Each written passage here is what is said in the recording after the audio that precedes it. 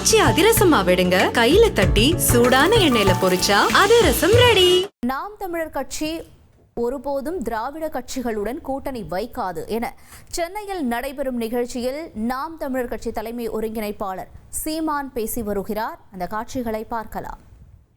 எல்லா உயிர்களுக்குமான தேவையும் அதை நிறைவு செய்யும் சேவையும் இதுதான் எங்களுடைய அரசியல். நாம் தமிழர் கட்சி எல்லா மக்களுக்கும், அரசியல் எல்லா உயிர்களுக்கும், தலைமை அதிகாரம் எப்போதும் தமிழருக்கு. இதுதான் எங்கள் கோட்பாடு.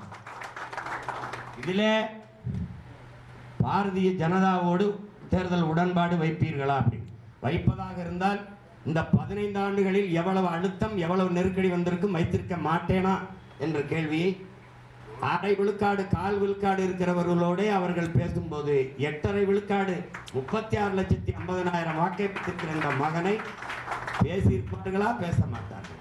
எங்களுடைய தத்துவம் 2010 என் இனச்சாவை கண் முன்னாடி பார்த்தவன். 2008 பிப்ரவரி மாதத்திலே என் தலைவனோடு நின்ற மகன்.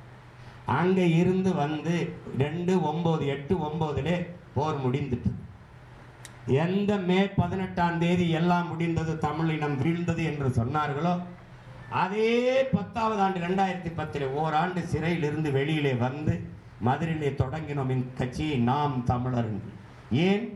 நாங்கள் இந்து, இஸ்லாம், கிறிஸ்தவர், இந்த மதங்கள் எங்கள் அடையாளம் அல்ல. நாங்கள் வழிபாட்டுக்காக ஏற்றிருக்கிற சமயங்கள், மார்க்கங்கள். நாங்கள் தேவர், தேவேந்திரர், நாடார், கோடார், வன்னியர், பறையர், செட்டியர், முதலியார், பிள்ளை, உடையார், முத்தரையர், இதெல்லாம் சார்ந்திருக்கிற சமூகங்கள். இவை என் அடையாளம் அல்ல. இவை எங்களை பிளந்து பிரிக்கிறது. ஆனால் எப்போது நாங்கள் வலிமை அடைகிறோம்? தமிழர் மொழி இனமாக இணைகிற போது ஒரு தேசிய திரட்சிக்குள் நாங்கள் பெரும் வலிமை பெறுகிறோம். இதுதான் எங்கள் அடையாளம். என் இனச்சாவு எங்களுக்கு உணர்த்தியது. பல லட்சக்கணக்கான பிணங்கள், அதற்கு இடையிலே பிரசவிக்கப்பட்ட பிள்ளைகள் திரும்பி பார்த்தல் பிணம். எனக்கென்று என் தலைவன் கற்பித்தான். உலகத்தில் நமக்கென்று ஆதரவு கரம் நீட்டவோ, நமக்கென்று குரல் எழுப்பவோ எவர் மற்ற நிலையில் தனித்து விடப்பட்ட தமிழ் தேசியத்தின் மக்கள்,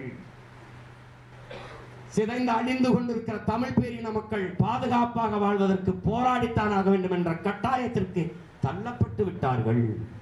இந்த வரலாற்றின் பேரழைப்பில் இருந்து, பெரும்பணியில் இருந்து தமிழ் இளம் தலைமுறையினர் விலகிச் செல்ல முடியாது.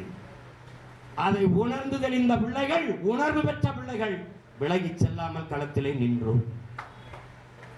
அந்த இடத்தில் உணர்ந்தோம், நாங்கள் இவையெல்லாம் எங்கள் அடையாளங்கள் அல்ல. இந்த நிலத்தை விட்டு கேரளா, கர்நாடகா, ஆந்திரா, இந்திய பரப்புக்குள் எங்கு சென்றாலும் நான் நாடார் என்றோ, கோனார் என்றோ, தேவர் என்றோ, இந்து என்றோ, இஸ்லாம் என்றோ அடையாளப்படுத்த முடியாது.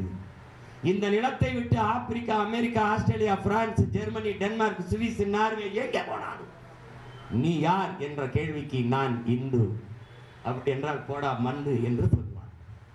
நான் கிறிஸ்தவன், நான் இஸ்லாம், நான் தேவர், தேவேந்திரன் என்று என்னை அடையாளப்படுத்திக்கிற முடியாது. நான் யார் என்றால் நான் தமிழன். இதுதான் என்ன.